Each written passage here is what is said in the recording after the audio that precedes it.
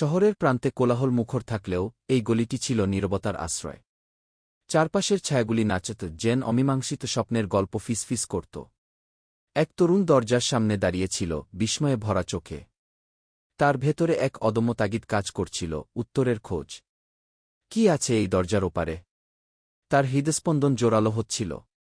সে কি করা নাড়বে, নাকি ভয়ে পিছিয়ে যাবে? দরজা খুলল।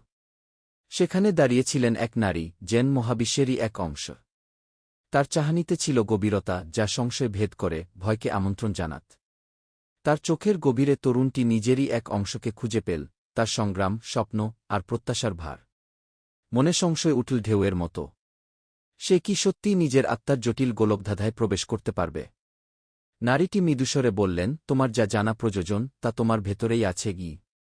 তরুণটি গভীর শ্বাস নিয়ে তার ভয় ঝেড়ে ফেল। দরজার থ্রেশহোল্ড তাকে ডাকছিল, ভীতিকর কিন্তু আকর্ষণীয়। যখন সে এগিয়ে গেল, তার ভেতরের সংশয় ভেঙে গেল। স্বপ্নগুলি আতশবাজির মতো ছড়িয়ে পড়ল।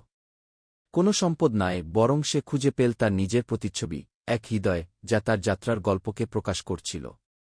নারীটি ভোরের কুয়াশার মতো মিলিয়ে গেল, যেন তার কাজ শেষ। কিন্তু তার উপস্থিতি থেকে গেল, এক মৃদু স্মরণিকা হয়ে, যে মনে করিয়ে দেয় ভেতরের শক্তির কথা। গলিটি বদলে গেল, সম্ভাবনায় ভরে উঠল। প্রতিটি পা ফেলে তরুণটি সেই আলোকে বহন করল, নিজের গল্পকে গ্রহণ করতে প্রস্তুত।